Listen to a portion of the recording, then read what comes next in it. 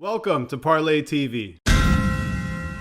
Plenty of things look easy at first. Skydiving, lion taming, from the comfort of your armchair, all sorts of risks look easy as Cristiano Ronaldo, Diogo Jota, and Bruno Fernandes literally blew Russia off the park in a clinical display of attacking football. Wow. Sorry, what did you say, Kobe? Wow, bro. Let's break it down. I am Pat Mayo, and I'm here to give you the best pick at the top of the board, the best bet, if you will. So I'm going to go with just under 25 for Middleton here.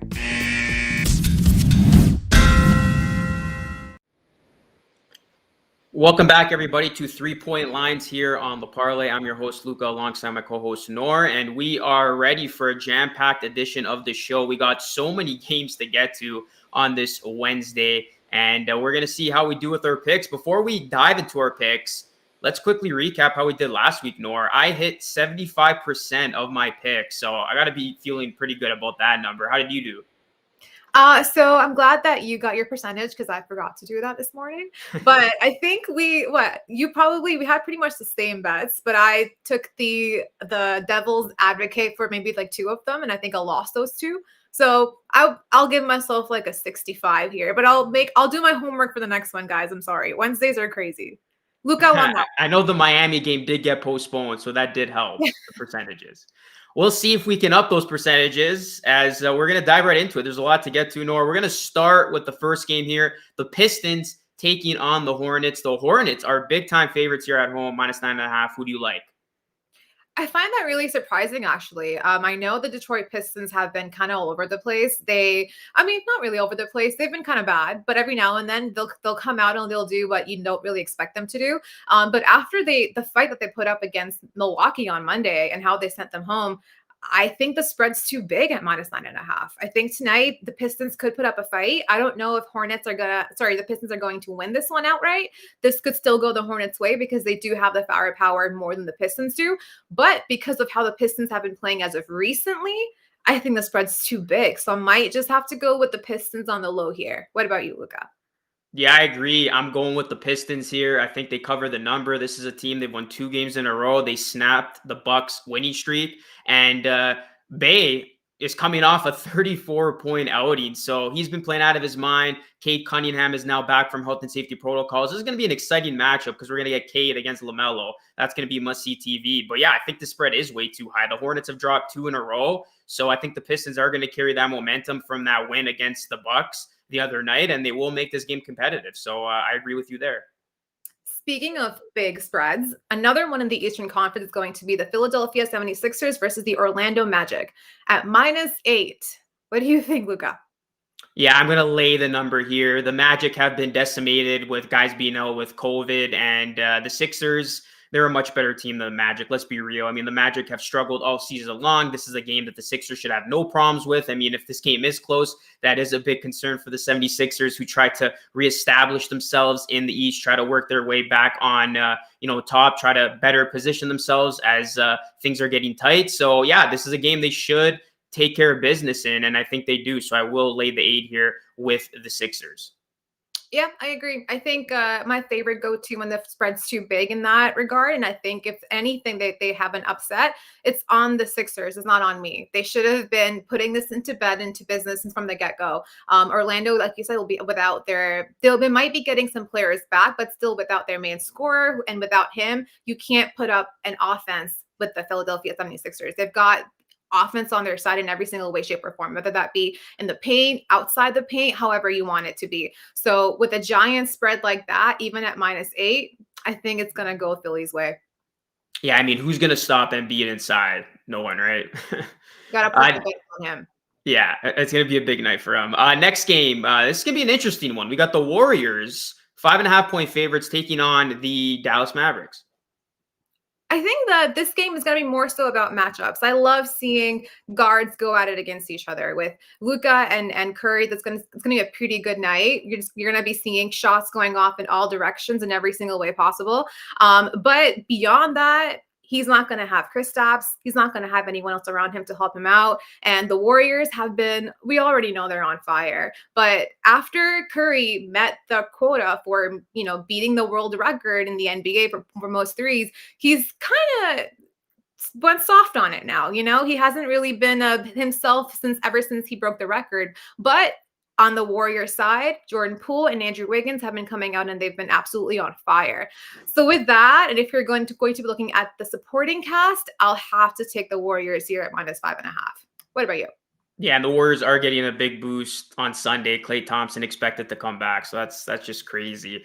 I'm gonna go with the Mavericks here. I really think this could be a trap game, if you will, for the Warriors. The Mavericks, they're coming in hot. They won 3 in a row. Luca Doncic is back, and this is a team that usually fares well at home. So I expect them to keep this game close. I think they are going to have to get production from other guys. It can't just be the Luca Doncic show, but that's a good point you brought up about Curry. He played like a dynamite MVP candidate early on, and don't get me wrong, he's still filling up the stat sheet, but kind of toned it down a bit. So I think this is a game where Luka's actually going to, be the game's best player and do everything and try to get his teammates involved. So I do like the Mavs in this spot. I think they keep this game close. So I'll go with the value pick here, +5.5 for the Mavericks.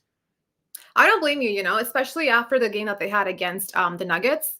And given, obviously, they still didn't have Kristaps or anybody else, but this was Jokic versus Luka, and Mavericks kind of killed the Nuggets, right? Yeah. Staying in the same conference, Oklahoma City versus Minnesota Timberwolves tonight, -8.5. The spreads are crazy today. Yeah, they are. So Lou Dort is going to be out, and also Jeremiah Robinson.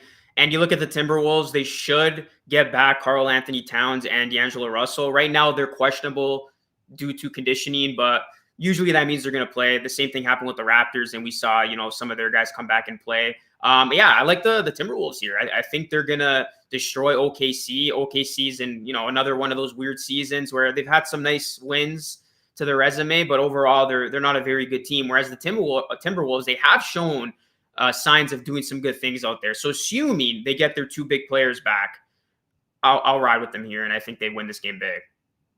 Absolutely. Especially with Shea out, I don't think OKC has a chance. OKC is kind of built up to win in like 2050, and then they have Shea. And without Shea right now, like, what do you guys? That's a YMCA team. So I think especially with the Timberwolves right now, who are, like you mentioned, if Cat's back and also Anthony Edwards, with both of them together, they've been a really good defensive team as well. So I can't see OKC putting up any shots against Thunderbolts. And at that point, it's kind of like the same thing with Philly, where you got to cover the spread. And if you don't, it's kind of a bad look on you, right? Yeah, absolutely. So, yeah, we're agreeing for the most part here. How about this one? We got the Jazz taking on the Denver Nuggets, and the Nuggets, I don't know what's going on with them. They have not lived up to expectations. I know they got a ton of guys out, but the Jazz are 5.5 point favorites here. I know that's kind of a discussion, I think, to be had in terms of Jokic and whether or not he's a legitimate contender in the MVP combo, right? Like, we do factor in your team winning a little bit. And obviously, he's been carrying the team entirely on his 2 shoulders. Like, no one else has been available at all. But at that point, if you're not really meeting the winning quota, does that really fare well for an MVP candidate? But then again, for tonight, you've got Serbia versus France. Jokic versus Gobert. So that'll be really fun. Again, it's going to be a matchup, a game of matchups. But beyond that, again, you don't really have anyone for Jokic to help him out. The Utah Jazz are a phenomenal regular season team that we know of. And on the road, also, they're amazing, especially with the defense. And especially on the board now, they've got Gobert and they've got Whiteside. So while they don't really, Jokic can kind of do whatever he wants to do, nobody else is going to be able to, he can't really carry that team on his own against a team like the Utah Jazz, who will really neutralize everybody else on the court. So I think it's a pretty fair -5.5 for Utah here. What about you? Yeah, the Jazz have been phenomenal on the road. They've won 9 games on the road. So they're a pretty safe bet in this spot. It's going to be a fun matchup, like you mentioned. Jokic going up against Rudy Gobert. It's always fun when those 2 guys go up against each other. But ultimately, yeah, Jokic needs help, and right now he's not getting it. And obviously, Jamal Murray hasn't been there, and Michael Porter Jr., but, somewhere down the line, the Nuggets are going to have to look at themselves and say, okay, where do we stand? Because this is a team that people thought they're going to be much better than they currently are. And right now, they're just barely getting by. And this is a team that has not looked like a team that could be a contender in the West. Whereas the Jazz, yeah, they're a great regular season team. And I feel like nobody's talking about them just because of how good the Warriors and the Suns have been again. But hey, the Jazz could be a quiet value pick as we go down the stretch here. I mean, they continue to win games, but they're not getting any attention. So usually, I mean, that's a team that can sneak up from under the radar and make a run. Just look at the Bucks from a year ago. So I know I'm getting off track here, but I like the Jazz -5.5. Do you like the Jazz here, Luca? You sure? Now, speaking of teams that have been kind of all over the place, Atlanta Hawks and Sacramento Kings play tonight. The spread is -1. I don't know what's happening with that one, so I'm going to let you take the floor first.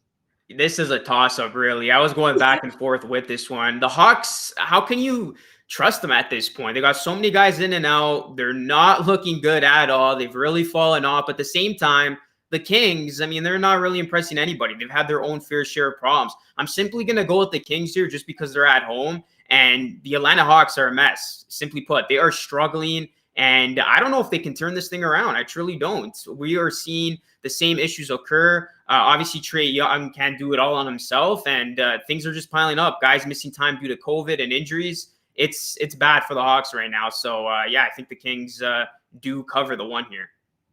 I think you're right, especially just in terms of overall, because is it too far gone in the season now for the Hawks to turn it around? Probably, right? With the Eastern Conference, that's kind of like, even with the Raptors, we are healthy now. We're kind of climbing the ladder. So it gives the other teams less incentive to have, I mean, nobody wants to be injured or be COVID, but like, you kind of lose the luxury to have those kind of impacts on your team. So I think that's kind of where the Atlanta Hawks are at right now, especially with Trae Young out. They've barely had Bogdanovic, Hunter, Cam Reddish, Collins. And like you mentioned, Kings are not really the team that you want to bet on every single day, but they've been decent recently. Like for the past week, they've been winning a little bit here and there. And just because of that, and just because of how shorthanded the Hawks are, I think this should go the Kings' way. And even if it doesn't, honestly, it's not a bad look on our part. We just picked one that we thought would win for this one. Yeah, I think this is a game, if you have the choice, to stay away. Yeah. Don't make any. Yeah, next game, we got Rockets taking on the Wizards. This is a game you maybe want to bet on, but the number, again, pretty high. But, yeah, who are you going with? Rockets, Wizards. See, I think that's the one that I had just kind of sitting there for a bit. And I was filling out all the other matchups, and I'm like, okay, I'll come back to this one. And I never did. So I was like, I'll make up my mind like on the spot. But yeah, I don't know. I think Wizards kind of played down to their opponents whenever they do play someone. And as good as they had been when the season started, which was like phenomenal with Kuzma, Beal, and everybody else contributing so much, they've kind of fallen off a little bit, especially against good teams. When I think earlier on this season, they were playing really well against good teams, but now they're kind of like the Robin Hood, where they fall to good teams and they give points to the bad teams and everything. So they also will be without Tremont Waters, Dinwiddie, Brad Wanamaker. So I don't really know how this game is going to go, but I still think Wizards might have the upper hand with the Rockets here, just because the Rockets don't really have much to contribute to on the offensive end, and their defense is just horrendous and all around, in every single way possible. And the spread's large, -7, but I think I'll take the Wizards here just to make it fun, Yeah, I agree. Wizards have fallen off defensively. They have not looked like, how they started the season, and they are quickly fallen in the standings. And you hate to see it, because this was one of those teams that were a nice, pleasant surprise to begin the year. But I am going to ride with them here only because the Rockets right now are a complete dumpster fire. They've lost 8 in a row, and we all know what happened with Christian Wood. He's not only suspended, but also Kevin Porter Jr. is. A lot of animosity on this team. There's a lot to figure out, and it's going to be a rough time for them in this spot. I think this is an opportunity for the Wizards to get it right, in a sense, and try to resurrect their season, because this is still a decent team. Like, this is still a team that has been playing better than expectations. Yeah, I think this is a game that they absolutely need to win, and I think they will win in a big way. So I like them here -7. Now, sticking in the Eastern Conference, guess who's back tonight? Mr. Kyrie Irving for the Brooklyn Nets versus the Indiana Pacers. And I was thinking all season, I'm like, there's no way Kyrie's not going to make a comeback. How do you think tonight will affect the Nets overall? Yeah, that was a good bet. If you put that early on, that we would see Kyrie Irving, because I honestly thought we weren't going to see him. But it's good to see Kyrie back. The big three is back for the Nets, and I think they're going to absolutely destroy the Pacers here. The Nets have lost 3 in a row, and the Nets, they beat up on bad teams. They can be good teams, it seems, but when they play bad teams, they usually, are able to take care of business, although they did lose to the Clippers a couple nights ago. But this Nets team, they got to get it right here. It's going to be Kyrie's first game back. A lot of attention is going to be on him, but I think it's going to be Durant stealing the show. I think he's going to go off, and look for James Harden to have a bounce back game. I know he was a little bit quiet in that loss against the Grizzlies, but overall, I mean, there's a lot of reasons why you should take the Nets here. For the Pacers, we know it's inevitable. They're about to blow this thing up. They have not been, playing good basketball, and it's surprising. They do have a lot of talent on this team, but I just don't think it's the right pieces in place right now, and that team just isn't playing with any sort of confidence. So I do like the Nets here to get out of their funk. Yeah, like you said, the Nets have lost 3 straight, but the Pacers have lost 5 straight. They're not really a matchup for the Nets. The Nets are the Nets, right? They run the Eastern Conference for a reason, and they've got the biggest names on the roster for a reason. But maybe I'm just doing this for fun, but I feel like having Kyrie back in the lineup might cause some chemistry issues. It might cause some ball handling problems between him and Harden especially. And we saw earlier on this season, whenever the 3 of them took the court together, it didn't really contribute the way that we thought it would. And we still thought that they would need to have more meshing and more time together. So I just don't know if tonight's the night that they are going to click right away. I do think they'll win against the Pacers. I just don't know if they will cover the spread. Just for fun and keep it spicy, I'll take the Pacers here. I like it. I mean, that's a good storyline, right? Kyrie comes back and he messes everything up. I could totally see that happening. So I'll bet on that one. if it does happen, Noor called it first. Okay, next game here, we got the Spurs taking on the Celtics, and the Celtics are 7.5-point favorites. Keep in mind, the Spurs are coming off the second night of a back-to-back. Yeah, this is their Eastern Conference adventure right now. So good luck to them. And to do it in Boston right now, where they've kind of got their entire roster together. Jaylen Brown's already been there. Tatum's back. Marcus Smart is back.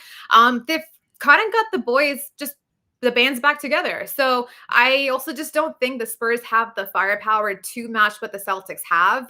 They look a little bit lost right now. They still don't have Murray. So what they've got going for them, I would say, is the glass. They do have the height, which I don't think the Celtics are that favored for, but they still are the Celtics and they still have the main pieces there for tonight. So I'm going to go with the Celtics for -7.5.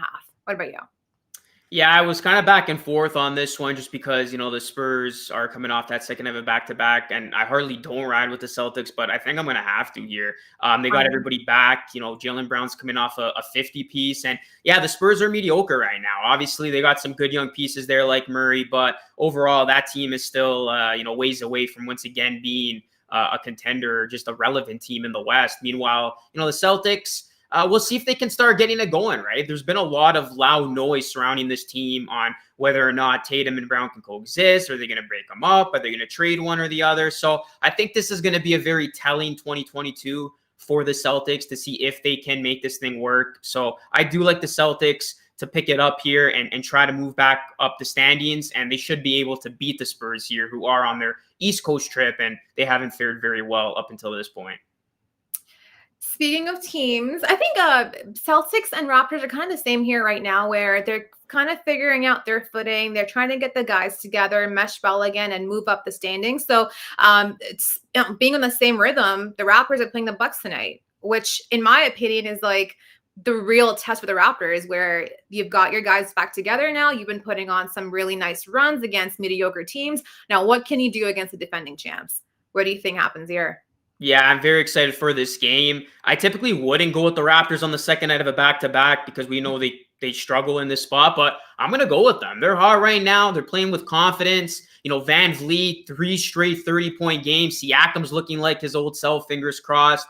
They're healthy. They're clicking. And the Bucks, they're coming off a loss against the Pistons. So you got to, how are they feeling after that? But this is going to be a true measuring stick game, I agree, Noor, to see where the Raptors are at. But I do like them to keep this game close. I don't think they're going to win, but 8 points, I think they will cover that number. So I'm going with the Raptors hype train here. They've won 3 in a row. They're 3-0 with those fans. I think they're going to keep it going and make this game interesting. Yeah, I think -8 is just easy money for the Raptors. I can see why. Actually, no, I don't see why they would have it at -8. We've got the guys back together. The Raptors have been on fire. Our two leading scorers between Pascal and Fred have been on fire. Pascal's giving you double doubles every single night. Fred VanVleet's like giving you 30 plus points any given night. And now you're putting him against the Bucks. Fred's a buck killer. He sees red when he sees them. So I think this is going to be an easy cover for them. I don't know if they win this. I think this will be a really close one. This is my NBA Finals tonight, honestly. Don't call me, don't text me, don't do anything. But I think besides that, it's just going to be a close and good game. So I'll take the Raptors here. Vegas screwed up. Yeah, if the Raptors somehow do win this game outright, that's incredible value. And Raptors Twitter is gonna start parading like we just won the championship. So keep an eye out for that. And then our last game to close out the night, we got the Heat taking on the Blazers. This is basically a pick'em game. Who do you like? Pickup game. Yeah, he just lost Jimmy. They don't have Adebayo, they don't have Duncan Robinson, but they do have Kyle Lowry and Tyler Herro. And on the other side, Portland just got Damian Lillard back. I think any other given night, if it were a Heat team without Lowry, I don't want to sound like a Lowry homer, but if it were a Heat team without Lowry, I would probably go with the Blazers. But we've seen what this Heat team can do with when they've been facing adversity, even without their main players. We've seen it the team with just Kyle Lowry and Tyler Herro, and they've beaten teams just with that pairing. So I think with the Blazers, who are going to be finding their rhythm a little bit more again, I kind of like the Miami Heat to upset here. What about you? Yeah, I feel like we're agreeing with all these picks tonight. I like the Heat. I looked at the injury report. Ton of guys are out. Jimmy Butler, unfortunately, he went down, but hopefully he'll come back soon. But yeah, as long as I was ready to say the Raptors, as long as the Heat have Lowry there, you got to give him a chance to win. And not only that, Tyler Herro, he has really put this team on his back with all those key guys being out. And I do think he's going to, be in store for another big time night. And you look at the Blazers, very disappointing team. That's another one of those teams that I just don't see turning it around this season. I think it's only a matter of time until we maybe see Damian Lillard on his way out via trade or something. But yeah, this Blazers team, it's unfortunate. They've fallen from grace. I mean, when they traded for Norman Powell, you thought this team was in all-in mode. They're going to maybe make some noise, but they have just fallen off, and it's pretty bad to see. So I got to go with the Heat. I think they will go into Portland and win this game. Oh, there we go. We'll find out how we do next week. Join us on Wednesday, just only on the parlay, and we'll break down our bets and we'll see who won this round. Thanks so much, Luca, for joining me. And you guys can all find us at the parlay on any streaming device. And see you at 1 p.m. next Wednesday.